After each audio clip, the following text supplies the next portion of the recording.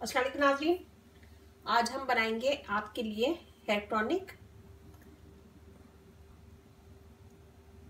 तो उसके लिए मुझे ये चीज़ें चाहिए।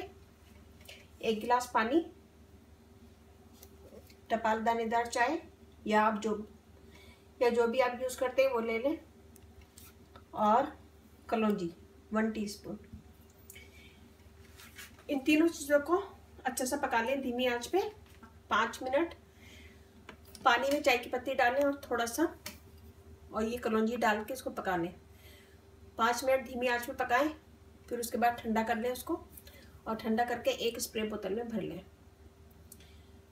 और इसको पूरे सर में लगाएं, सर की जड़ों में लगाएं। इसका स्प्रे करें अच्छा सा और 1 घंटे के लिए छोड़ दें।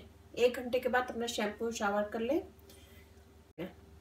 1 घंटे के बाद आप अपना शैम्पू यूज़ करते हैं वो कर लें और कंडीशनर यूज़ कर लें। और इससे आपके बालों की ग्रोथ अच्छी होगी, लंबी होगी, और बाल ब्लैक होंगे और शाइनी होंगे। तो ये बहुत इजी है और बहुत आसान है बनाना। और अब ये बनाएगा, मुझे बताएगा कैसे लगा।